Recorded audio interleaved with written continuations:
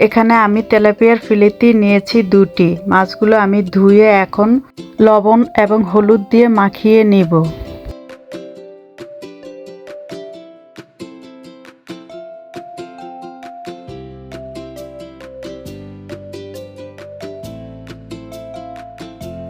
এই তো আমি মাছগুলো সুন্দর মতো মাখিয়ে নিয়েছি। এখন আমি একটা ফ্রাই প্যানে তেল গরম করতে দিয়েছি। তেলটা গরম হয়ে গিয়েছে, এখন আমি মাছগুলো ভেজে নিচ্ছি।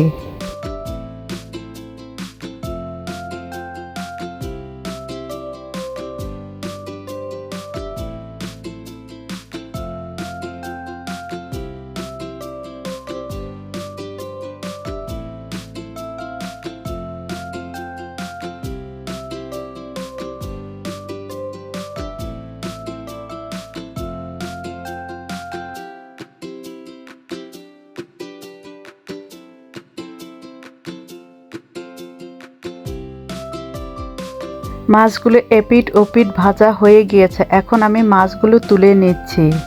মাছ ভাজার ফ্রাই প্যানেই আমি দিয়ে দিচ্ছি মিহি করে কেটে রাখা 1 কাপ পেঁয়াজ কুচি। পেঁয়াজটা আমি নেড়ে চেড়ে নরম করে ভেজে নিচ্ছি। পেঁয়াজটা নরম হয়ে এসেছে, এখন আমি দিয়ে দিচ্ছি 2 টেবিল চামচ চিলি ফ্লেক্স। চিলি ফ্লেক্স না থাকলে আপনারা শুকনো মরিচটা ভেজে এরকম ভেঙে নিতে পারেন। ঝালের জন্য এখানে আমি দিয়ে দিচ্ছি কাঁচামরিচ কুচি 2 টেবিল চামচ। আপনারা আপনাদের টেস্ট অনুযায়ী ঝালটা বাড়িয়ে কমিয়ে দিবেন।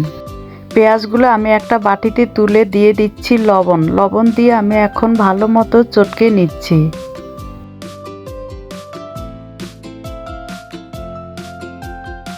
এখন দিয়ে দিচ্ছি 3 টেবিল চামচের মতো ফ্রেশ ধনেপাতা দিয়ে আবারও ভালো মতো চটকে নিচ্ছি। এখন দিয়ে দিচ্ছে আগে থেকে ভেজে রাখা মাছগুলো দিয়ে আমি আবারও চটকে নিব পেঁয়াজ মরিচের সাথে।